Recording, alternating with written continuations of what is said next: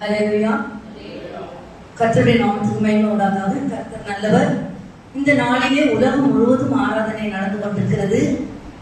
அந்த ஆராதனையில நிறைய இடங்கள்ல பெரிய பேச்சாளர்கள், பிரசங்கியார்கள், அவர்கள்லாம் பெரிய நாயகனாக அந்த ஆராதனையில இருப்பார்கள். மக்கள் விரும்புவார்கள். ஆனால் எல்லா இடத்திலும் ஆராதனையில நாயகனாக இருக்க வேண்டியவர் ஆண்டவராகிய இயேசு கிறிஸ்து. ஹல்லேலூயா. இந்த நாளிலும் கூட நம்முடைய ஆராதனையில ஆண்டவராகிய இயேசு கிறிஸ்து இருக்கிறார். நாம் ஒரு பொருத்தனையை இந்த 1வது வாரத்திலே மனதார மீண்டும் செலுத்த வேண்டும். ஆயுள் முடியும் வரை நான் உண்மை மட்டுமே தொழில் கொள்வேன் என்று பொருத்தினோடு கூட இந்த பாடலை கேட்போமாக.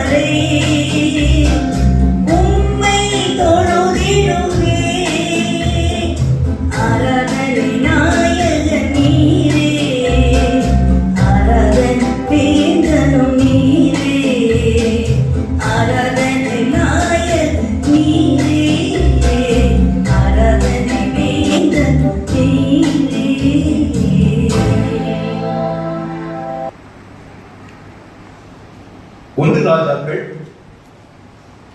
17ஆம் அதிகாரம் 14ஆம் வசனம். கர்த்தர் இந்த ஜூலை மாதத்திலே நம்முடைய தலைமை போதகர் மூலமாக கொடுத்த ஆசீர்வாதமான வாக்குத்தத்த வசனம். ஒருவேளை 1ஆம் தேதி வாக்குத்தத்த ஆராதனைக்கு வந்திருக்கிறவர்களுக்கு நீங்கள் இந்த வசனத்தை அறிந்திருப்பீர்கள். அந்த வசனத்தை நாம் மீண்டுமாக நாம் அதை வாசித்து அதன் அடிப்படையில் இன்றைக்கு தேவனுடைய வார்த்தையை நாம் கேட்க போகின்றோம். இந்த வசனத்தை யாராவது ஒருவர் சத்தமாக வாசிக்கும்படியாக கேட்டுக்கொள்கிறேன். கர்த்தர் தேசத்தின் மேல் மழையை கட்டளையிடும் நாள் மட்டும் பானையின் மா செலவழிந்து போவதும் இல்லை, கலசத்தின் எண்ணெய் குறைந்து போவதும் இல்லை என்று யார் சொல்லுகிறார்?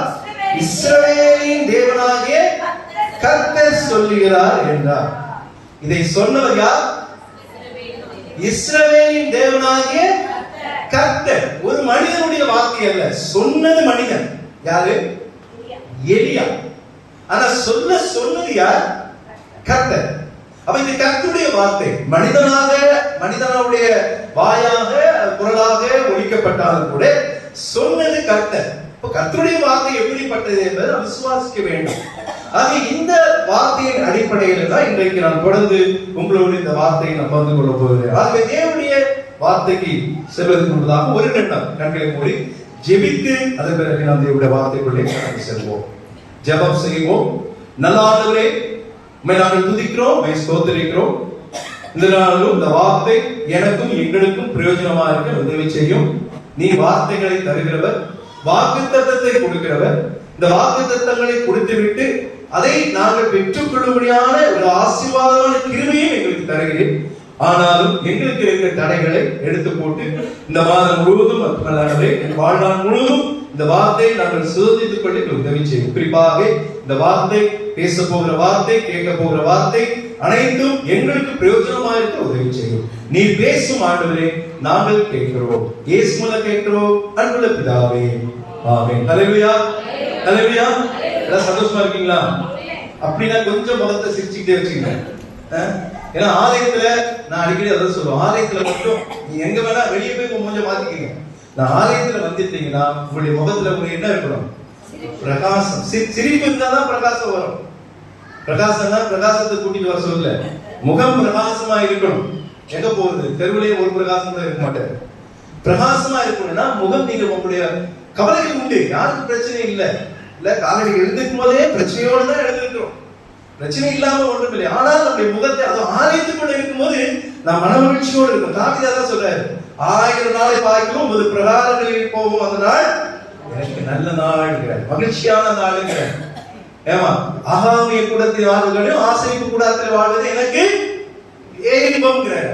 அந்த அவருடைய சந்தோஷத்தை இப்பொழுது நான் வெளிப்படுத்தணும். அதனால நம்முடைய துக்கங்களை கொஞ்சம் ஒதுக்கிட்டு நீங்க என்ன பண்ணணும்? சந்தோஷமா இந்த வார்த்தைகளை நாம் கேட்கணும். நம்ம வார்த்தைகளை சரியா புரிந்து கொள்வதே கிடையாது. தேவன் தருகிற வார்த்தை இது. ஒருவேளை மனிதனாக நான் கொடுத்தாலும் கூட நான் சில காரியங்களை யோசித்து விட்டு நான் உங்களுக்கு வார்த்தைகளை பகிர்ந்து கொள்ள வேண்டும் என்று சொல்லி வருவேன். ஒரு 1/2 மணி நேரம் 40 நிமிஷம் நான் ஒரு பிரசங்கத்தை பண்ணேன்னா அந்த 40 நிமிஷம் வார்த்தையும் என்னால ஒரு மைண்டுக்குள்ள வைத்துக்கொண்டு நான் பேசவே முடியாது. அப்படின்னா நான் எக்ஸாம் எழுதுற மாதிரி படிச்சுக்கிட்டு தான் வரணும். அதுவும் இல்லை, நான் இங்க வருவேன், ஒரு தலைப்பை வைத்துக் கொள்வேன், அதை வைத்து கர்த்தர் எனக்கு என்ன சொல்லுகிறாரோ அதை நான் உங்களுக்கு சொல்றேன். அவ்வளவுதான். அப்ப அதை நீங்க புரிந்து கொள்ள வேண்டும். புரிந்து கொள்ளாமல், இன்னும் தேவனை புரிந்து கொள்ளாமல் நாம் இருக்கிறதுனாலதான் நம்முடைய ஆசீர்வாதங்கள் குறைந்து கொண்டிருக்கிறது. ஆனா இன்னைக்கு வாக்கு தத்தத்தை ஆண்டவர் குறைந்திருக்கிறார். மா செலவழிந்து போவதும் இல்லை, கலசத்தின் எண்ணெய் குறைந்து போவதும் இல்லைங்கிறார். நம்ம புரிந்து கொள்ள வேண்டும். ஆண்டவரை, இதை கொடுத்த ஆண்டவர் எப்படிப்பட்டவர்? அவர் இஸ்ரவேலின் தேவனாகிய கர்த்தர். ஒரு அம்மா டாக்டர்கிட்ட ஓடி வந்துச்சு. டாக்டர் டாக்டர் அப்படின்னாங்க. என்னம்மா என்ன? இல்ல எங்க வீட்டுக்காரர் கொஞ்சம் உடம்பு சரியில்லை, உங்ககிட்ட வந்தாரு 3 நாளைக்கு முன்னாடி. நீங்க என்ன பண்ணுவீங்கன்னு தெரியல, அவருக்கு ஒரு பிரச்சனை இருக்கு. என்னமா பிரச்சனை? டாக்டர் உங்க கணவர் பேர் என்ன? அப்ப பேரை சொல்லணும். அவரா? சரி சொல்லு, என்ன நடக்குது? இல்ல நீங்க போயிட்டு வந்து அடுத்த நாள்ல இருந்து நைட் கரெக்டா 10 மணிக்கு ஒரு ஆளை காணும். 2 மணிக்கு தான் ராத்திரி வராரு. 2 நாளா பார்த்தேன், அதே மாதிரி செய்யறாரு. சரி எங்கதான் போறாருன்னு சொல்லி கவனிக்கலாம்னு சொல்லி நான் 10 மணிக்கு பின்னாடியே போனா, இவர் 10 மணிக்கு பக்கத்துல இருக்கிற சுடுகாட்டுல போய் இருக்கிறாரு. 2 மணிக்கு திரும்பி வராரு. நீங்க என்ன டாக்டர் பண்ணீங்க? உடனே டாக்டர் அதிர்ச்சி ஆயிட்டாரு. ஏமா இந்த வீட்டுக்காரங்க இவ்வளவு நாள் குடும்பம் நடத்திக்கிட்டு இருக்க? ஆமாங்க. ஏன் அப்படி சொல்றீங்க? இல்ல சரி ஜலதோஷம் பிடிச்சிருக்குன்னு என்கிட்ட வந்தார். நான் அவரை செக் பண்ணிட்டு என்ன சொன்னேன், வீட்டுல போய் ஆவிய குடின்னு சொன்னேன். ஆவிய குடின்னு சொன்னனால இவன் சுடுகாட்டுல போய் ஆவிய குடிப்பான்னு எனக்கு என்ன தெரியும்? வீட்டுல இருந்து ஆவிய குடின்னு சொன்னா உன் புருஷன் சுடுகாட்டுக்கு போய் ஆவிய குடிச்சிட்டு வந்திருக்கிறான். என் வார்த்தையை எவ்வளவு அழகா புரிஞ்சு வச்சிருக்கான் உன் புருஷன். இவரோட நீ குடும்பம் நடத்திக்கிட்டு இருக்க அப்படின்னு சொன்னா இந்த அம்மா புருஷன் நினைச்சு என்ன பண்ணாங்க, தலையில அடிச்சுக்கிட்டாங்க. இன்னைக்கு நம்முடைய வார்த்தைகளையும் நாம சரியா புரிந்து கொள்ளவில்லை. கர்த்தர் எதற்காக இந்த வார்த்தைகளை தருகிறார் என்றால் நாம் ஆசீர்வாதமாக இருக்க வேண்டும் என்று சொல்றான். அப்போ இந்த வார்த்தைகளின் அடிப்படையில இங்கே ஒரு பஞ்ச காலம் வருகிறது. அப்போ ஆண்டவர் இந்த குடும்பத்தை ஆசீர்வதிக்கிறார், ஒரு சாரிபாத் குடும்பத்தை. அப்ப அவர் சொல்லக்கூடிய வார்த்தை, உங்களுடைய வாழ்நாளிலே இந்த பஞ்ச காலம் தீரும் வரை உங்களுடைய மா என்ன ஆகிறதுல செலவிழந்து போவதில்லை, எண்ணெய் குறைந்து போவதில்லை என்று சொல்கிறார். ஒரு ஆசீர்வாதமான வார்த்தையை கர்த்தர் இந்த மாதத்திலே கொடுத்திருக்கிறார். அப்ப இந்த மாதத்திலே இந்த வார்த்தையின் அடிப்படையிலே கர்த்தர் நமக்கு தரக்கூடிய ஒரு வார்த்தை தலைப்பு என்னவென்றால், நம்முடைய தேவன் எப்படிப்பட்டவர்? போஷிக்கும் தேவன். அல்லேலூயா, அல்லேலூயா. போஷிக்கும் தேவன்னா வெறும் சாப்பாடு மட்டும் நீங்க நினைச்சுக்கிட்டு இந்த வார்த்தையை கேட்காதீங்க. போஷிப்பது நமக்கு தேவைகள் எல்லாவற்றையும் நமக்கு கொடுப்பவர் நம்முடைய ஆண்டவர். யாராவது நீங்க பட்டினி இருக்கிறீங்களா? இன்னைக்கு எனக்கு தெரிஞ்சு இங்க இருக்கிறவங்க மாத்திரமல்ல, சென்னையில கிட்டத்தட்ட யாருமே பட்டினி இருக்கக்கூடிய நிலை இல்லை. ரொம்ப ஏழ்மையில இருக்கிறவங்க இன்னைக்கு ஃபுட் எல்லாம் பாத்தீங்கன்னா எல்லாமே தாராளமா கொடுக்குறாங்க. இங்க வந்து பாத்தீங்கன்னா வாரத்துல 4 நாள் மதியம் என்ன பண்றாங்க, ஏதோ சாப்பாடை போட்டு இருக்காங்க. அதனால இந்த வார்த்தை வெறும் பசியை போகக்கூடிய வார்த்தைகளை மட்டும் நீங்க நினைத்து விடக்கூடாது. எல்லாவற்றையுமே ஆண்டவர் நமக்கு தேவையானது ஆண்டவர் போஷிக்கிற தேவனாக இருக்கிறார். ஆனா நான் இந்த தலைப்பிலே கர்த்தர் எப்படி போஷித்தார் என்பதை குறித்து 3 விதமான ஒரு சம்பவத்தை நான் சொல்லி நான் முடிக்க போகிறேன். ஒரு சில வசனங்களை நான் வாசிப்போம். சங்கீதம் 81:16 வசனத்தை யாராவது ஒரு வாசிங்க. சங்கீதம் 81:16.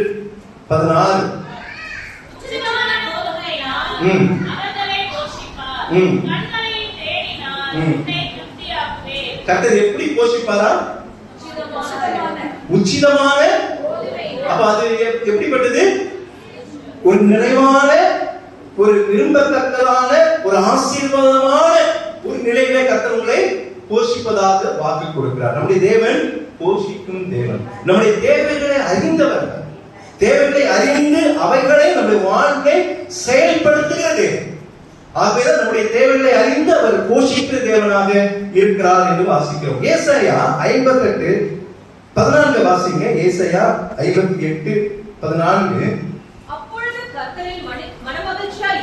அப்பொழுது கர்த்தரில் மனமகிழ்ச்சியாய் இருப்பாய், பூமியின் உயர்ந்த இடங்களில் பண்ணி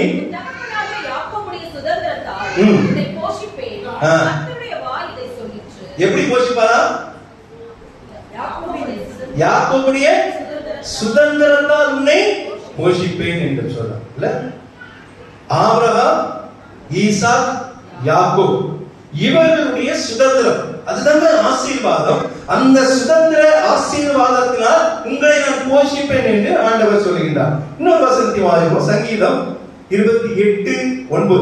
சங்கீதம் 28:9 வாசிங்கள்.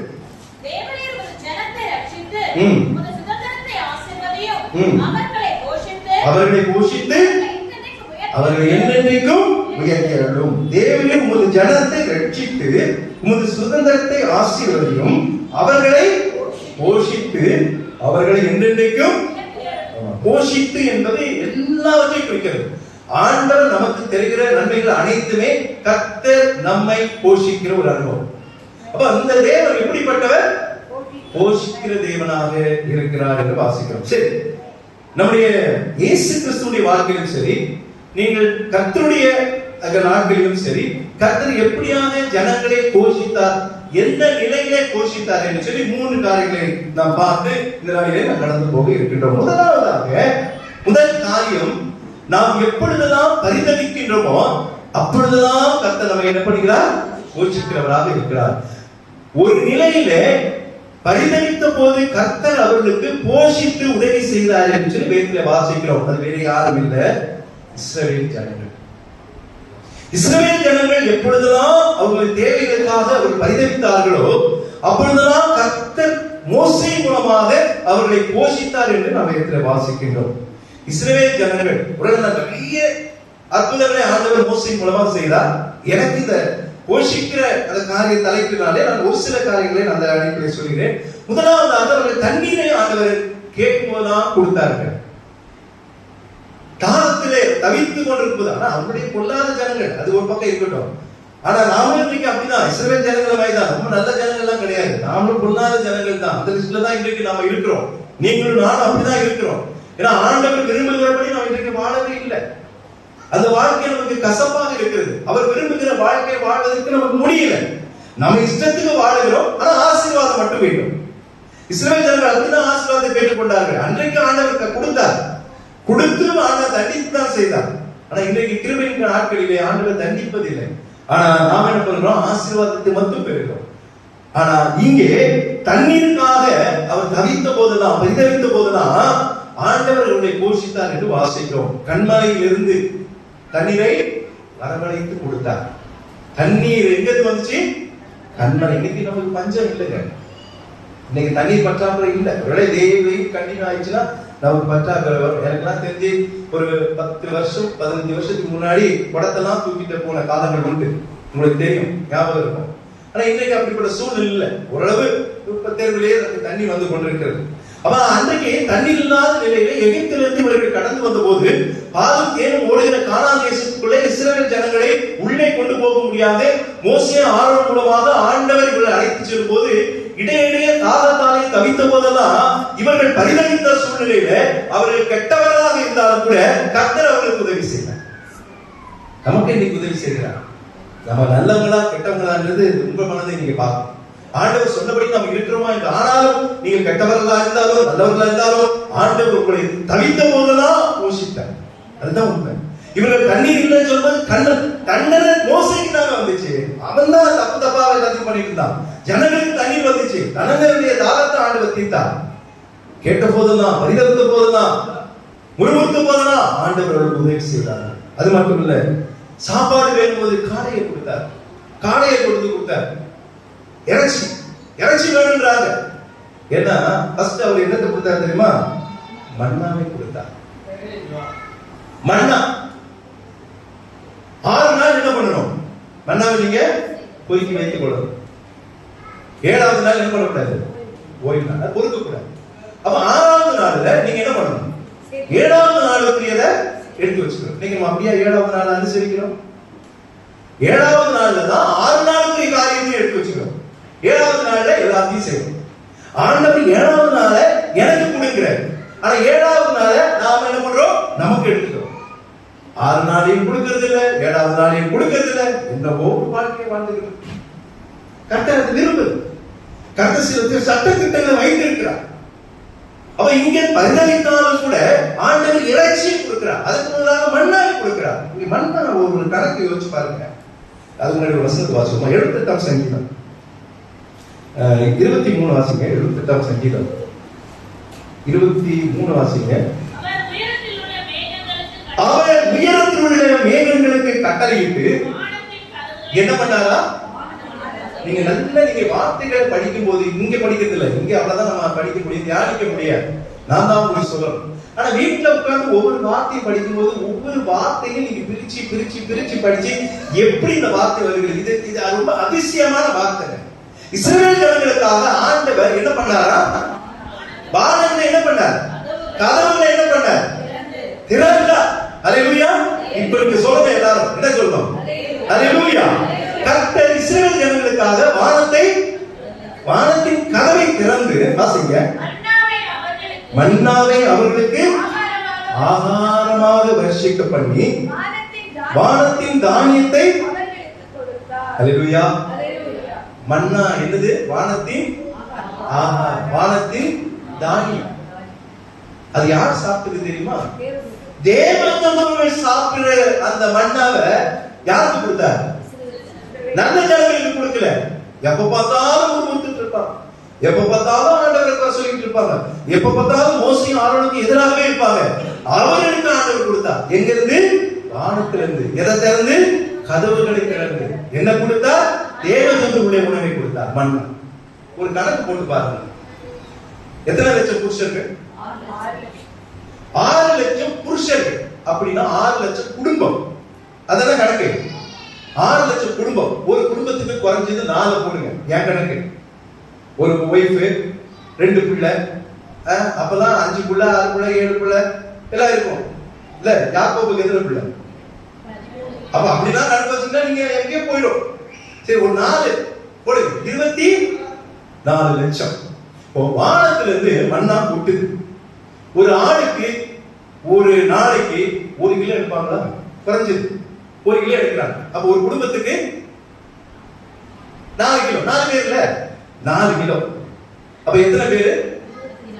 ஆமா, அப்ப 1 கிலோ வச்சாலும் 24 லட்சம். 24 லட்சம். நான் உட்கார்ந்து கணக்கு பார்த்தேன். ஒரு டன்னுனா எத்தனை கிலோ? 1000 கிலோ. அப்போ 24 லட்சம் டன்னுனா எத்தனை கிலோ தெரியுமா? எத்தனை டன் தெரியுமா? 2400 டன். 2400 டன். அதாவது ஒரு லாரியில மண் வருதுல்ல, பெரிய லாரி 10 டன்னா.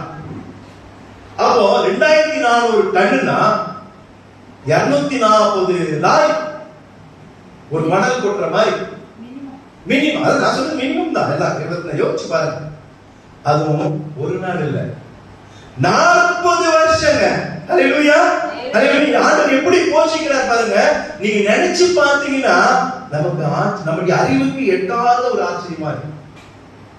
40 வருஷம், ஒரு நாள் இல்லைங்க, 40 வருஷம் வானத்துல இருந்து கொட்டிக்கிட்டே. இதை அனுபவித்த 6 லட்சம் புருஷர்கள 2 பேர் தான் போய் என்ன பண்ணாங்க? கானானுக்குள்ள போனாங்க. வேற யாரும். ஆண்டவர் அற்புதங்களை செய்தார். ஆண்டவர் இஸ்ரவேல் ஜனங்களை போஷித்தார். மன்னாவினாலே போஷித்தாங்க. கர்த்தர் தேவதூதர்களுக்கு கொடுத்த உணவை இஸ்ரவேல் ஜனங்களுக்கு ஆண்டவர் கொடுத்தார். அதனுடைய சுவை சொல்ல முடியாது. ஆமா, வாயில அது விவரமா நான் சொன்னது லேட் ஆயிடும். ஆமா, தேனிட்ட பனியார் இல்ல, அந்த சுவையை விவரிக்க முடியாதுங்க. அப்படியே கொஞ்சம் பேர் என்ன பண்ணாங்க? 7வது நாளுக்கு இன்னும் வேணும் சொல்லி குளிக்க வச்சாங்க. ஆனா 7வது நாள்ல திறந்து பார்த்தா எல்லாம் பூச்சி புழுனா அடிச்சு போச்சு. ஆனா 6 நாள் சேர்த்து வச்சது ஒண்ணும் ஆகல. ஹல்லேலூயா. ஆண்டவருடைய வார்த்தை நீங்க ஒருபோதும் தவற விடக்கூடாதுங்க. உங்களை அவர் போஷிக்கிறவர். நீங்க பரிதவித்த போதெல்லாம், தேவைப்பட்ட போதெல்லாம் ஆண்டவர் உங்களை போஷிக்கிறவராக இருக்கிறார். இஸ்ரவேல் ஜனங்கள் அப்படிதான் போஷித்தார். காலையில அவங்களுக்கு இந்த மண்ணா பிடிக்கல. உடனே என்ன கேட்டாங்க? எனக்கு இறைச்சி வேணும். நம்மள மைதான் இறைச்சி வேணும். ஆண்டவர் என்ன பண்ண தெரியுமா? இறைச்சியும் கொடுத்தார். காடையை கொண்டு வந்து குவியலாக என்ன பண்ணார்? குவிக்க வைத்தார். இப்போ 240 லாரி அந்த அளவுக்கு ஒரு கணக்கு நான் சொன்னேன். அப்ப இவ்வளவு சாப்பிடுறதுக்கு எத்தனை காடை வேணும்? அது எங்க இருந்துதான் அந்த காடைகள்லாம் வந்துதான் தெரியாது. மொத்த காடையை கொண்டு வந்து ஆண்டவர் என்ன பண்ணார்? அங்க இறக்கினார். பொத்து பொத்து பொத்து பொத்து வந்து காடை விழுது. இவங்க சாப்பிட்டாங்க. திருப்தி இருந்ததுன்னு நினைச்சீங்க? ஆண்டவர் எந்த நிலையிலிருந்து ஆண்டவர் உங்களை உயர்த்தி வைத்திருக்கிறார். ஒவ்வொரு நாளும் உங்களை பரிதவிக்கும் போதெல்லாம் ஆண்டவர் போஷித்து இருக்கிறார். மறந்துடாதீங்க. பட்டினியால நீங்க பரிதவிக்கல. ஆனா நிறைய நிலைகள் உங்களுக்கு தேவைப்படுகிறது. நிறைய சூழ்நிலைகள் ஆண்டவர் தேவைப்படுகிறார். நிறைய கஷ்டங்கள் நீங்கள் ஆண்டவரை தேடுகிறீர்கள். ஆனா ஆண்டவர் ஒருபோதும் உங்களை கைவிட மாட்டார். அவர் நம்மை போஷிக்கிறார். நம்முடைய தேவையை அறிந்து ஆண்டவர் போஷிக்கிறார். அவர் மன்னாவை கொடுத்தார் என்று வாசிக்கிறோம். இறைச்சி காடையை கொடுத்தார் என்று வாசிக்கிறோம். தண்ணீரை கொடுத்து தாகத்தை தீர்த்தார் என்று வாசிக்கிறோம். இஸ்ரவேல் ஜனங்கள் பரிதவித்த போதெல்லாம் ஆண்டவர் அவர்களை போஷித்தார். அப்படிப்பட்ட தேவன் தான் நம்முடைய தேவன், போஷிக்கிற தேவன். இரண்டாவது கேட்கப்பட்ட வாசிக்கப்பட்ட அந்த 1 ராஜாக்கள் வாக்குத்தத்தத்தை நமக்கு ஆண்டவர் நமக்கு தந்தா. 1 ராஜாக்கள் 17ஆம் அதிகாரத்தில் இந்த சம்பவம் உங்களுக்கு தெரியும். பரிதவித்த போது அல்ல, பஞ்சம் வந்தாலும் ஆண்டவர் உங்களை போஷிப்பார். ஹல்லேலூயா. இன்னைக்கு பஞ்சம் கிடையாது. ஆனா வேதம் சொல்கிறது சீக்கிரமாக பஞ்ச காலம் வரும். நாம் இருப்போமா இருக்குமான்னு தெரியாது. நம்முடைய சந்ததிகள் ஒருவேளை அதை பார்க்கலாம், நாமளே பார்க்கலாம். சீக்கிரமாக பஞ்ச காலங்கள் வருது. நீங்க கொஞ்சம் கொஞ்சமா நீங்க எல்லாத்தையும் அனுபவிச்சு கொண்டு வரீங்க, கேட்டுக்கொண்டே வருகிறீங்க. காலம் சமீபமா இருக்கிறது. நீங்கள் இதுவரைக்கும் பார்க்காத பஞ்சகாலம் வரப்போகிறது. ஆனா அன்றைக்கு ஒரு பஞ்சகாலம் வந்ததுங்க. எலியாவின் காலத்தில் ஒரு பெரிய பஞ்சம் வந்தது. அதை எடுத்து வைத்துக் கொள்ளுங்கள். 1 ராஜாக்கள் 17ஆம் அதிகாரம் 6ஆம் வசனத்தை வாசிங்க. விடிய காலத்தில் அப்பமும் இறைச்சியும், சாயங்காலத்தில் அப்பமும் இறைச்சியும் கொண்டு வந்தது. தாகத்திற்கு அந்த ஆற்றின் தண்ணீரை குடித்தார். போதும். இது யாரை ஆண்டவர் போஷித்தார்? எலியா. அப்ப பஞ்சம் கிடையாது. நல்லா புரிஞ்சு கொள்ளணும். படிக்கும் போது விஷயத்தை புரிஞ்சு கொள்ள வேண்டும். பஞ்சம் வரப்போகிறது. ஆனா ஆண்டவர் ஒரு இடத்துக்கு போக சொல்லுகிறார். இவன் போகிறான். இவனுக்கு பசி அங்க. அப்ப ஆண்டவர் என்ன பண்ணுகிறார்? அவனுடைய பசி அங்க போக்குறதுன்னு பாக்குறோம். பஞ்சம், பஞ்சத்துக்காக அவர் அனுப்பப்படுகிறார். அப்ப அவருக்கு ஆண்டவர் என்ன கொடுக்கிறாரு? இறைச்சியும் கொடுக்கிறாரு, அப்பத்தையும் கொடுக்கிறார். அடிக்கடி சொல்லுவாரு, பரோட்டா வறுத்தகை இல்ல யாருக்கு? எலியாவுக்கு. ஆனா எலியா எங்கேயாவது காகம் கொடுத்து நீங்க கேட்டு போவீங்களா? காகம் கொடுக்குமாங்க? நான் அந்த படத்தை போட்டுருக்கேன். காகம் கொடுக்குமா? பிடிங்கிட்டு தாங்க போகும். ஆனா ஆண்டவர் சொன்னா பிடிங்கிற குணம் இருக்கிற காகம் கூட உங்களுக்காக என்ன பண்ணுவாரு? கொடுக்கும். எலியாவுக்கு கொடுத்து அவர் கவலைப்படல. போனார். அந்த தாகத்தை தண்ணீர் அந்த நீ பாத்தீங்கன்னா தண்ணீர் தீர்ந்த பிறகு பஞ்சகாலம், அந்த தண்ணீர் குடிச்ச பிறகு ஆண்டவர் சொல்லிட்டார், இனி பஞ்சகாலம் தொடரும். அவ்வளவுதான், ஸ்டார்ட் ஆயிடுச்சு. பஞ்சகாலம் வந்துச்சு. அப்போ இப்போ அவர் நினைச்சிருந்தா மறுபடியும் இறைச்சியும் அப்பத்தையும் எலியாவுக்கு கொடுக்க முடியும். ஆனா பஞ்சகாலத்துல ஆண்டவர் ஒரு கட்டளையை கொடுக்கிறார். என்ன சொல்றார்? நீ சாரிபாத்தின் ஊருக்கு போ. அங்க உனக்கு உணவு கொடுக்க முடியாத ஒரு விதவையை நான் ஆயத்தம் பண்ணுகிறேன் என்று சொல்றேன். சொல்லிதான் நீ போங்க. இப்ப அவன் போறான். அந்த சம்பவத்தை நீ பார்க்கணும். அவன் போகிறான். என்ன நடக்குது? பஞ்சம் கொடி கட்டி பறக்குது. ஆமா, ஒண்ணுமே கிடையாது. தண்ணியும் கிடையாது, உணவும் கிடையாது, ஒண்ணும் கிடையாது. அப்ப இவன் அந்த விதவை வீட்டுக்கு போறான். சாரிபாதி விதவை வீட்டுக்கு. என்ன நடக்குது? அங்க 9 வசனத்தை வாசிங்க. 17:9. நீ எழுந்து சாரிபாத் ஊருக்கு போய் அங்கே தங்கியிரு. உன்னை பராமரிக்கும்படி அங்கே இருக்கிற ஒரு விதவைக்கு கட்டளையிட்டேன் என்றார். என்ன சொல்றாரு? கட்டளை இடுவேன் இல்ல, கட்டளை இட்டேன் என்று சொல்லுகிறார். நீ போகிற உணவில்லை, நீ கவலைப்படாத, நீ போ. சாரிபாத் என்கிற ஊருக்கு போ. அந்த ஒரு விதவைக்கு நான் என்ன பண்ணேன்? கட்டளை இட்டேன் என்று சொல்ற. நம்ம நிறைய நேரத்துல என்ன யோசிச்சோம்? எலியா எந்த தைரியத்துல சாரிபாத் விதவிட்ட இதை கேட்டா? இல்ல ஒரு பாஸ்டருக்கு இந்த குணம் இருக்கலாமா? ஒரு வீட்டுக்கு நான் போறேன், ஒரு குடும்பத்துக்கு போறேன், எனக்கு பசி இருக்குது, நான் போய் கேட்கிறேன். அவங்க சொல்றாங்க, பாஸ்டர் ஒண்ணுமே இல்லை பாஸ்டர், ஒரே ஒரு 2 பிரெட் பீஸ் தான் இருக்குது, நானே என் பையனும் சாப்பிட போறேன், என்ன மன்னிச்சுங்க அப்படிதான் சொல்லுவான். அந்த வீட்டுல போயிட்டு நானு, கவலைப்படாதுமா, நீங்க அப்புறம் சாப்பிடுங்க, அந்த 2 பிரெட்டையும் எனக்கு கொடுங்க, ரொம்ப பசியா இருக்கிறேன், எனக்கு கொடுங்க அப்படின்னு சொல்றாங்க. கொடுப்பீங்க? கொடுப்பீங்க நினைக்கிறீங்க? வாய்ப்பு இல்லை. பாஸ்டர் ஆச்சே எப்படி இல்லைங்க, அதெல்லாம் முடியாது. எனக்கு என் பையனுக்கு எனக்கு தேவை, அடுத்த வேலைக்கு இல்லையே, நான் எங்க போவேன்? இந்த பிரெட்டு காசு இருந்தாலும் கிடைக்கலையே, நான் எங்க போவேன்? உங்களுக்காக பக்கத்து வீட்டுல போனா இன்னொரு விசுவாசி கூட கொடுப்பான், ஆனா எனக்கு யாரும் தரமாட்டாங்க, கொடுக்க மாட்டாங்க. அப்ப எப்படி போய் நான் கேட்கறது? எலியா கதை என்ன இருக்கும்? ஆனா எலியாவுக்கு எந்த வார்த்தை வந்துருச்சு? யார்கிட்ட இருந்து? தேவனுக்கு இருந்து. நான் கட்டளை இட்டேன். ஒருவேளை அது நிறைய இன்னைக்குதான் இந்த வசனத்தை புரிஞ்சுக்கிட்டேன். எப்படி ஒரு தைரியமா போய் கேட்டார்? எந்த தைரியத்துல போய் கேட்டார்? ஏன்னா ஆண்டவராலே சாரிபாத் விதவிக்கு அங்க ஏற்கனவே சொல்லப்பட்டாயிடுச்சு. அவ எப்படி கொடுத்தா? ஒரு கேள்வி வந்துகிட்டே இருக்குல்ல, யார் சொல்லி இருக்கிறா? ஆண்டவர் முன்னாடியே சொல்லிட்டார். அந்த எண்ணத்தை கொடுத்துட்டாருங்க. ஆண்டவர் தான் அந்த எண்ணத்தை கொடுக்கணும். இவன் போய் கேட்கிறான், எனக்கு என்ன பண்ணு, நீ பசியோடு இருக்கிற, எனக்கு நீ ஆமா உதவி செய். அவன் என்ன சொல்றா? நீங்க அந்த 9ஆம் வசனத்தை தொடர்ந்து வாசிங்க. 1 ராஜாக்கள் 17ஆம் அதிகாரம் 10ஆம் வசனத்தை வாசிங்க. அப்படியே அவன் எழுந்து சாரிபாத்துக்கு போனான். அந்த பட்டணத்தில் ஒலிமுக வாசலுக்கு அவன் வந்தபோது அங்கே ஒரு விதவை விரவி போய் கொண்டிருந்தாள். அவள் அவளை பார்த்து கூப்பிட்டு, நான் குடிக்கிறதுக்கு ஒரு பாத்திரத்தில் எனக்கு கொண்டு வா. 1ஆம் தேதி வந்திருந்தான். பாஸ்டர் இதை பத்தி தெளிவா சொன்னார். உஷார் யாரு? எலியா தீர்க்கதரிசி. முதல்ல எடுத்த உடனே அவன் என்ன கேட்கல, அப்பதான் கேட்கல. என்ன கேட்டான்? தண்ணியே தட்டுப்பாடு. பஞ்சம்னா தண்ணி மட்டும் இருக்குமா? ஆனா தண்ணி கொடுத்துருவோம். ஆனா இருக்கிற அந்த கொஞ்சம் மாவு கொஞ்சம் எண்ணெயை வச்சு சுட்டு அது எனக்கு ஒரு வேலைக்கு பத்தாதுன்ற போது கொடுக்க மாட்டோம். இவர் ரொம்ப உஷாரான ஆளுதான். கொஞ்சம் முதல்ல தண்ணியை கேட்டுட்டு எங்கேயுமே வீட்டுக்கு போனா தண்ணியை தான் கொடுப்பாங்க இல்ல, அதுக்கப்புறம் தான் டீ வேணுமா காஃபி வேணுமா கொடுப்பாங்க. தண்ணியை கேட்டுட்டு அது அவர் உள்ள போகும்போதே நைஸா என்ன சொல்றாரு, அந்த அப்பமும் இருந்தா கொஞ்சம் எடுத்துட்டு இருப்பாங்க. அப்ப அவ சொல்றா, அதற்கு பானையில் ஒரு பிடி மாவும் தலைக்கு கொஞ்சம் எண்ணெயும் இல்லாமல் இடத்தில் ஒரு ஒன்றுமே இல்லை. ஆனாலும் இதோ நானும் என் குமாரனும் சாப்பிட்டு செத்து போக அதை எனக்கும் அவனுக்கும் ஆயத்தப்படுத்தி 2 பேருமே பொறுக்கிறேன். இதை சொன்ன பிறகு கூட எலியா விடல. ஏன்னா ஏற்கனவே தேவன் எலியாவுக்கு சொல்லிட்டா, நீ போ, அவர்கள் உன்னை போஷிப்பார் சொல்லிட்டார். அவர்கள் உன்னை போஷிப்பார். ஏன்னா நான் கட்டளையிட்டு விட்டேன். அந்த தைரியத்துல மீண்டும் மீண்டும் அதை கேட்கிறாரு. என்ன கேட்கிறாரு?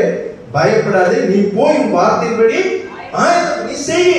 உன்னை யாரும் செய்யணும்னு சொல்ல, செஞ்சுட்டு முதல் அதுல எனக்கு ஒரு சிறிய அடையை பண்ணி எண்ணத்தில் கொண்டு வா, பின்பு உனக்கும் குமாரனுக்கும் பண்ண.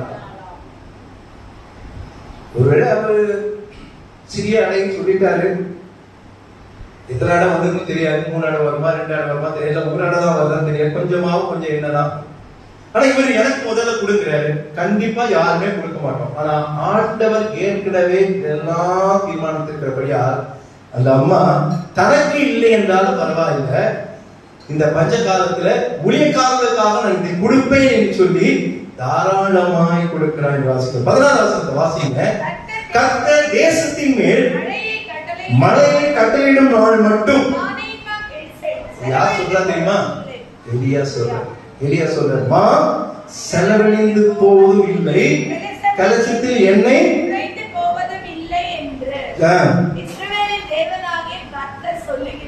வாக்கு சட்டம். இந்த மாதத்தில் உங்களுக்கு குறைவில்லாத ஒரு வாழ்க்கை,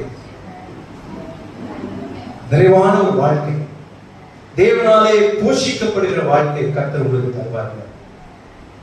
இந்த வார்த்தையை சொன்ன உடனே அவள் போய் எலியாவின் சொற்படி செய்தார்.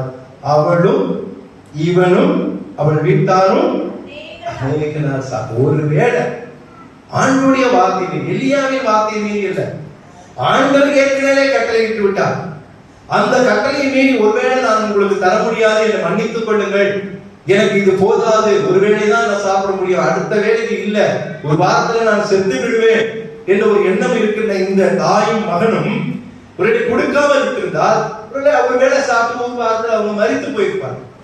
ஆனா தேவனுடைய வார்த்தையை கேட்டு எலியாவின் வார்த்தையை கேட்டு இவர்கள் செய்ததுனால எப்ப போஷிக்கப்பட்டார்கள்? பஞ்சம் தீரும் வரை தேவன் அவர்களை போஷித்தார். எடுக்க எடுக்க மாவு என்ன ஆச்சு? வந்துட்டு இவ்வளவு ஆச்சரியமா இருக்கு. உட்காந்து கற்பனை பண்ணிப்பாரு. அப்படி மட்டும் நமக்கு இருந்துச்சுன்னா வேலைக்கே நம்ம சாப்பிடுறதுக்காக போறோம், சாப்பாடு தான் நமக்கு முக்கியம். வேலைக்கே போவேன். ஆமா, 25 கிலோ அரிசி பேக் ஓபன் பண்றோம், ஓபன் பண்ணி வைக்கிறோம், எடுக்கிறோம் 25 கிலோ குறையவே இல்லை. என்ன பண்ணுவோம்? அவ்வளவுதான் சந்தோஷம் இல்ல. ஒரே ஒரு காய்கறி வாங்கிட்டு வரோம், கெட்டும் போது ஒண்ணும் இல்ல, வருஷ கணக்குல இருந்துட்டே இருக்கு. சிக்கன் மட்டன் யோசிச்சு பாருங்க. அப்போ பக்கத்து வீட்டு கொடுப்பான்னு நினைக்கிறீங்க? சொல்லவே மாட்டோம். ஆமா, இந்த அதிர்ஷ்டம் பக்கத்து வீட்டுக்கு அப்பா என்ன பண்றது? இல்ல நான் மட்டும் அனுபவிக்கணும் அப்படிதான் இருக்கிறோம். நம்ம அப்படிதான் செய்கிறோம். இது ஒரு ஆச்சரியமான காரியங்க. பஞ்சம் எத்தனை வருஷம் பஞ்சம், அந்த நாள் வரைக்கும் கர்த்தர் அவர்களை போஷித்தார். என்ன செஞ்சாங்க? ஒண்ணு செய்யல, அவருடைய வார்த்தைக்கு படித்து கொடுத்தாங்க, அவ்வளவுதான். கொடுத்தார்கள், ஆசீர்வதிக்கப்பட்டார்கள். வாசிக்கும். ஆகவே நீங்கள் பரிதவிக்கும் போதும் ஆண்டவர் போஷிப்பார். பஞ்சம் வரும்போது இன்னும் வரல, பஞ்சம் வந்தாலும் ஆண்டவர் உங்களை தொடர்ந்து போஷிப்பார். 3வது ஒரே வார்த்தையை சொல்ல முடிக்கிறேன். ஆண்டவர் பசிக்கும் போதும் போஷிக்கிறார். வேதத்தில் பசித்த போது போஷிக்கிறார். இந்த சம்பவம் உங்களுக்கு தெரியும், அந்த படத்தை பார்த்தாலே உங்களுக்கு தெரியும். வாசிக்க கேட்ட யோவான் எழுதின சுவிசேஷம் 6ஆம் அதிகாரம். என்ன சம்பவம்? சின்ன பிள்ளைகள் கூட தெரியும். என்னது? 5 அப்பம் 2 இடியாப்பமா 2 மீன்.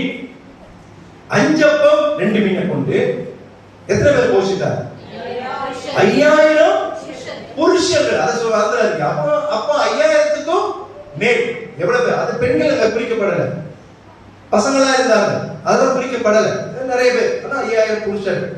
யோசிச்சு பாருங்க. இந்த 6ஆம் அதிகாரத்தை கொஞ்சம் திருப்பிக் கொள்ளணும். மத்தேயு சுவிசேஷம், மார்க்கு சுவிசேஷம், லூக்கா சுவிசேஷம், யோவான் சுவிசேஷம், 4 இந்த சம்பவங்கள் குறிக்கப்பட்டிருக்கிறது. ஆனா யோவானிலே கொஞ்சம் தெளிவா ஒரு பையனை குறித்தும் அங்க சொல்லுங்க. மற்ற இதெல்லாம் பையனை குறித்து சொல்லல. ஆனா யோவான்ல மட்டும்தான் பையன் அதை கொடுத்தாங்க என்று வாசிக்கிறோம். 6ஆம் அதிகாரம் 5ஆம் வசனத்தை வாசிங்க. நம்முடைய கண்களை ஏறெடுத்து திரளான ஜனங்கள் தம்மிடத்தில் வருகிறதை கண்டு பிலிப்பு சீஷனை நோக்கி இவர்கள் சாப்பிடத்தக்கதாக அப்பங்களை எங்கே கொள்ளலாம் என்று கேட்டார். ஏன் திடீர்னு ஆண்டவருக்கு இது என்ன வந்துச்சு? அப்ப ஜனங்கள் எப்படி இருந்தாங்க? பசியோடு இருந்தாங்க. ஆண்டவருக்கு தெரியும். சின்ன பிள்ளை குழந்தை இருக்குல்ல, குழந்தையுடைய பசி யாருக்கு தெரியும்? தாய்க்கு தெரியும். நிச்சயமா தெரியுங்க, அவங்களுக்கு தெரியும். கரெக்டா சொல்லுவாங்க. தகப்பனுக்கு தெரியறது வாய்ப்பு கம்மி தான். எதுக்கு அழுகுற? ஏன் பால் அப்படிதான் நம்ம சொல்லுவோம். ஆனா தாய் சொல்லுவாங்க, இல்ல அவன் பசிக்காத. நம்முடைய ஆண்டவர் தாய் மாதிரி. நம்முடைய ஆண்டவர் நம்முடைய பசியை அறிந்தவர், பசியை அறிந்து போஷிக்கிறவர் நம்முடைய ஆண்டவர். ஏதோ வந்தாங்களே ஜனங்களை அப்படியே அனுப்பிடுவாங்க, என்ன இல்ல ஆண்டவர் இயேசு கிறிஸ்து பாருங்க, நம்முடைய ஜனங்களை ஏறெடுத்து பார், ஏறெடுத்து பார். உங்களை யாருமே பார்க்கல நம்ம நிறைய நினைக்கிறோம். கஷ்டம் வரும்போது இந்த வார்த்தையை நினைப்போம், ஐயோ ஆண்டவர் என்ன பார்க்க மாட்டாரு. அவர் கண்ணை திறந்து, அந்த பெரிய கண்ணை திறந்து என்ன பார்த்துட்டாருன்னா எவ்வளவு சந்தோஷம். ஆண்டவர் உங்களை பார்த்துக்கிட்டே இருக்காங்க. உங்களுடைய பசியை அறிந்திருக்கிறவர். இங்கே ஜனங்களுடைய பசியை அவர் அறிந்திருந்தார் என்று வாசிக்கிறோம். அப்பதான் அவர் கேட்கிற சீஷர்கள் கொடுத்து இவர்கள் சாப்பிடத்தக்கதாக அப்பங்களை அப்ப அவன் சொல்றான், எப்படி எஜமான் இது ஆச்சரியமா இருக்கு, இவ்வளோ பேர் 5000 புருஷங்க ஒரு கணக்கு, எவ்வளவு வேணும்?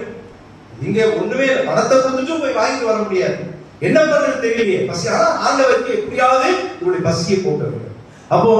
அப்பதான் அந்திரியாங்கிற சீஷன் போறான். அவன் போய் என்ன பண்றான், ஐயரே இங்க ஒரு பையன் இருக்கிறான், 5 அப்பம் 2 மீனை வச்சிருக்கான். அவன் போய் கேட்டவன கொடுத்துட்டான். அந்த சர்ச்சை எனக்கு வேணும், வேற கொடுத்துட்டான். கொடுத்தவன அதை வாங்கிட்டு வராங்க. இந்த 5 அப்பம் 2 மீன் 5000 பேருக்கு எப்படி பார்த்தோம்? 5000 பேருக்கு குறைஞ்சது 10,000 பேர் இருப்பாங்க. எப்படி பார்த்தோம்? யோசிச்சு பாருங்க. ஆனா ஆண்டவர் நினைச்சா எதையும் இல்லாதது கூட நிறைய இருக்கிற மாதிரி ஆண்டவரால் செய்வது. உங்களுக்கு சில காரியங்கள் இதெல்லாம் நடக்காது அப்படின்னு நீங்க நினைச்சிட்டு இருந்தீங்கன்னா அதை மறந்துடு. தேவனால் கூடாத காரியம் ஒன்று இல்லை, அதை நீங்க மறந்துடாது. ஆண்டவராலே எல்லாம் கூடும். 5 அப்பம் 2 மீனை கொண்டு அவர் எத்தனை பேர் போஷித்தார்? அதோடு முடியலங்க, எத்தனை கூட நிறைய எடுத்தாங்க? 12 கூட நிறைய எடுத்து அந்த தூக்கி மேல் போட்டாங்கன்னா ஆண்டவர் சேகரித்து என்ன பண்ணிருப்பாரு? இல்லாதவர்களுக்கு போய் கொடுக்க சொல்லிருப்பாரு. அதுதான் நடந்திருக்கும். அப்ப 5000 பேர் இல்லங்க, 50,000 பேர் சாப்பிட்டிருப்பாங்க. ஹல்லேலூயா. வெறும் 5 அப்பம் 2 மீனை கொண்டு அவர்கள் போஷிக்கிறார் என்று வாசிக்கிறோம். எனக்கு இதுல இன்னொரு ஆச்சரியம், அது நான் நேற்று இதை தியானிக்கும் போது அது ஒரு பெரிய அற்புதங்க. மலை மேல அவரு போய் பிரசங்கம் பண்றாரு. பொதுவா அங்க பேசுறாரு, கூட்டம் நிறைய இருக்கு. இன்னைக்கு மைக் இருக்கு, இன்னைக்கு நான் மைக்ல பேசுறேன். இங்க ஒரு 100 பேர் இருக்கீங்கன்னு வச்சுக்கேன். இந்த 100 பேருக்கு மைக் இல்லைன்னு வச்சுக்கிறேன், என்னால பேச முடியாது. எத்தனை பேருக்கு கேட்கணும்னு நினைக்கிறீங்க? ஒரு 4 ரூபா 5 ரூபா 6 ரூபா. ஒருவேளை நான் கத்தி என் உயிரை விட்டு கத்தி பேசினா அப்படியே லாஸ்ட்ல கொஞ்சம் கேட்கும். கிட்டத்தட்ட ஒரு 20,000 பேர் கூடி இருக்கிறாங்க. எதற்காக கூடியிருந்தாங்க? இயேசுடைய வார்த்தையை கேட்க கூடியிருந்தாங்க. அப்போ அவர் என்ன மைக்கை பயன்படுத்தினார்? என்ன ஒரு பெரிய ஸ்பீக்கரை பயன்படுத்தியிருப்பார்? சும்மா ஒரு வார்த்தையில பேச முடியுமா? எப்படி 20,000 பேருக்கு கேட்கும்? கேட்கல, எல்லாரும் என்ன பண்ணிருப்பாங்க? தூங்கி இருப்பாங்க. எல்லாம் இன்னும் பேசட்டும் கேட்கிறாங்கன்னா அதுவே பெரிய ஆச்சரியம். நான் யோசிக்கிறேன், எப்படி அப்ப ஆண்டுடைய வார்த்தை, ஆண்டுடைய அந்த வாய்ப்பு புறக்கூடிய வார்த்தை, இந்த பாஸ் இல்ல ஜேபி அந்த ஸ்பீக்கர்லாம் கிடையாதுங்க. அது வேற லெவல்ல இருக்கு. என்னவோ நான் அப்படிதான் யோசிக்கல. நான் எட்டு வரைக்கும் கேட்டுருக்கோம் அந்த குரல். எப்படி மழை முழுவதும் கேட்டுருக்கீங்க. கரெக்டா சொல்றாங்க. எப்படி அவருக்கு கேட்குங்க. ஆமா, அவருக்கு கேட்கும். நான் கத்துனா 2 ரூபா அது கேட்க மாட்டேங்குது. எவ்வளவு பெரிய அதிசயம் பாருங்க. ஆனா இந்த சூழ்நிலையில ஜனங்களுடைய பசியை அறிகிறார். அதுதாங்க நம்முடைய தேவன். உங்களுக்கு என்ன தேவைன்னு அவருக்கு தெரியும். நீங்க நினைக்கிறீங்க நம்ம ஆண்டவர் நம்மளை பார்க்கறதே இல்லை, எனக்கு கஷ்டத்து மேல கஷ்டத்தை கொடுத்துட்டு இருக்காரு. தேவன் தம்முடைய பிள்ளைகளை ஒருபோதும் கஷ்டப்படுத்த மாட்டார். கஷ்டம் வர்ற மாதிரி இருந்தாலும் அந்த கஷ்டத்தை ஆண்டவர் என்ன பண்ணுவார்? கண்டிப்பா கண்டிப்பா எடுத்துக்கணும். அதை உங்களை தொடர்ந்து உங்களுக்கு கொடுத்துக்கிட்டே இருக்க மாட்டார். பசியா இருக்கும் போது ஆண்டவர் போஷிக்கிறார்னா, நமக்கு தேவைகள் பசிகள் இருக்கும் போது ஆண்டவர் உங்களை போஷிக்காமல் இருப்பாரா? நம்முடைய தேவன் எப்படிப்பட்டவர்? போஷிக்கிறது. நம்முடைய தேவன் போஷிக்கிறது. இஸ்ரவேல் ஜனங்கள் பரிதவித்த போது ஆண்டவர் போஷித்தார். எலியா சார்பாத்திரதை பஞ்ச காலங்களிலே அவர்கள் ஆண்டவர் அவர்களை போஷிக்கிறார். இங்கே ஜனங்கள் தேவனுடைய வார்த்தை கேட்க வந்த ஜனங்கள் பசியா இருந்த போது ஆண்டவர் அவர்களை போஷிக்கிறார். அவர் சொல்லுகிறார், உங்களுடைய வாழ்க்கையில உங்களுடைய மாவும் சரி, உங்களுடைய எண்ணெயும் சரி, செலவும் ஆகாது, குறையும் குறையும். அந்த ஆசீர்வாதத்தை தந்திருக்கிறார். நம்பிக்கை உள்ளவங்க அவர் அல்ல சொல்லுங்க. சொன்னீங்க போங்க. என்னவோ அதையே சொல்லும் போது கொஞ்சம் எழுந்திருக்கிற மாதிரியே தெரியும். அப்படியே ஆஃப் டவுன்ல போயிருவீங்க. எங்க ஆஃப் டவுன்ல இருக்கீங்க. அத அருமையா சொல்லும் போது கொஞ்சம் இப்படி வருது. சத்தமா சொல்லுமா? நம்முடைய தேவன் போஷிக்கிற தேவன். ஹல்லேலூயா. நம்பிக்கை இருந்தா நீங்க கடந்து போங்க. ஆண்டவர் என்னை போஷிப்பார். இனி நான் பரிதவிக்க மாட்டேன். இனி எந்த பஞ்சம் வந்தாலும் நான் பயப்பட மாட்டேன். இனி எனக்கு பசியா வந்தாலும் நான் பயப்பட மாட்டேன். ஏன்னா என்னை போஷிக்கிற தேவன் என்னோடு இருக்கிறார். ஹல்லேலூயா. அந்த சாரிபாத் விதவையை போஷித்தவர், 5 மீன் கொண்டு 5000 பேர் போஷித்தவர், மன்னாவின் காளை இறைச்சி கொண்டு 20 லட்சம் பேர் ஆண்டவர் போஷித்தவர். என்னையும் என் குடும்பத்தையும் ஆண்டவர் போஷிக்க மாட்டாரா? இந்த தேவன் நம்மை போஷிக்கிறது. எலியாவை போஷித்தார், சாரிபாத் விதவையை போஷித்தார், இஸ்ரவேல் ஜனங்களை போஷித்தார், சிறு பையனிடத்திலிருந்து வாங்கி அங்கே இருந்த 5000 பேரை ஆண்டவர் போஷித்தார். மேற்கொண்டும் அநேக பேரை ஆண்டவர் போஷித்தார். நம்முடைய தேவன் போஷிக்கிறது. இந்த வார்த்தைகளை பிடித்துக் கொள்ளுங்கள். ஆண்டவர் உண்மையை நம்பிக்கை வைக்கிறேன். அப்பா, அந்த நம்பிக்கை எப்ப போஷிப்பாருங்க? அது ஒரு கேள்வி. உங்களுடைய வாழ்க்கையில ஒரே ஒரு வசனத்தை சொல்லி முடிக்க, சங்கீதம் 34:10. அதுதான் இன்றைய நம்ம தியான வார்த்தையாக நான் உங்களுக்கு அனுப்பும்போது போட்ட வார்த்தை, எல்லாருக்கும் தெரிஞ்ச வார்த்தை. 34:10. சிங்கக்குட்டிகள் காட்சி அடைந்து பட்டினியாக இருக்கும், கர்த்தரை தேடுகிறவர்களுக்கோ ஒரு நன்மை பெறும். அப்போ இந்த வாக்குத்தத்த வசனம் நீங்கள் பெற்றுக்கொள்ள வேண்டும் என்றால் ஒரே ஒரு காரணம், கர்த்தரை நீங்கள் தேடும் போது. கர்த்தர் இல்லாத இந்த ஆசீர்வாதம் கிடைக்காது. சிங்கக்குட்டிகள் கூட பட்டினியா இருக்குமா, பசியா இருக்குமா, கிடைக்காமல் இருக்குமா? சிங்கத்துக்கு அவ்வளவு நல்லவை உண்டு சொல்லுவாங்க. நம்ம பார்த்தது இல்ல, நம்ம எங்க காட்டுக்கு போயிருக்கிறோம். சிங்கம் சொல்லுவாங்க, ஒரு குரல் அப்படி கொடுத்துட்டா மிருகங்கள்லாம் சதுரி போகுமா. எங்க குரல் எங்க அப்படி தொடிக்கிறதே தெரியாது. அதுவே வந்து என்ன பண்ணுமா, இதுகிட்ட வந்து மாட்டும். அழகா சாப்பிட்டு எந்த நேரத்துல என்ன உணவு வேணாலும் ஃப்ரெஷ்ஷா எடுத்துக்கிற ஒரு மிருகம் சிங்கம். அதை எடுத்துக்கிட்டே கொடுக்கும். ஒரு நாள் சிங்க குட்டிகளுடைய குட்டிகள் என்ன தாழ்ச்சி அடைஞ்சு பட்டினியா கிடைக்கவே கிடைக்காது. அப்படிப்பட்ட சிங்க குட்டிகள் கூட பட்டினியா இருக்கும். ஆனா நம்முடைய தேவன் நாம் உண்மையாக தேடும் போது ஆண்டவர் நமக்கு எப்பொழுதும் குறைவில்லாத ஆண்டவர்களை நடத்தி போஷிப்பார். அதுதான் நம்முடைய தேவன். ஆக சிங்க குட்டிகளுக்கும் மேலாக ஆண்டவர் போஷிக்கிறார். ஏன்னா அதுதான் இருக்குது எங்க வேதம் சொல்லப்படுகிற காரணம். வேற எந்த எந்த மிருகங்களா பட்டினியா இருக்கும், சிங்கம் மட்டும் பட்டினியா இருக்காது. ஆனா சிங்கம் கூட பட்டினியா இருக்குங்க. ஆண்டவரை தேடியவர்களுக்கு ஒரு நன்மை கிடைக்கிறது. ஆகவே நம்முடைய தெய்வம் போஷிக்கிறது. இந்த மாதம் முழுவதும் தானே, ஜூலை மாதத்துல மட்டும் போஷிப்பார். ஆகஸ்ட்ல இருந்து என்ன பண்ணுவார், வாழ்நாள் முழுவதும் ஆண்டவர்களை போஷிப்பார். ஆமா, இஸ்ரவேல் ஜனங்களை ஆண்டவர் அப்படிதான் நடத்தினார். அவர்கள் அதை ஏற்றுக்கொள்ள அனுபவிக்கவில்லை, அவர்கள் சீர்கட்டு போனார். நாம் அப்படி இல்லை. தேவனுடைய பிள்ளைகள் வார்த்தைகளை கேட்கிறோம், புரிந்து கொண்டிருக்கிறோம், கர்த்தர் எப்படிப்பட்டவர்கள் அறிந்திருக்கிறோம். தொடர்ந்து நம்மை போஷிப்பார், நம்மை ஆசீர்வதிப்பார். கர்த்தரை உண்மையாய் தேடுவோம், உண்மையான ஆசீர்வாதத்தை பெற்றுக்கொள்வோம். கர்த்தர் நம்மை ஆசீர்வதிப்பாராக.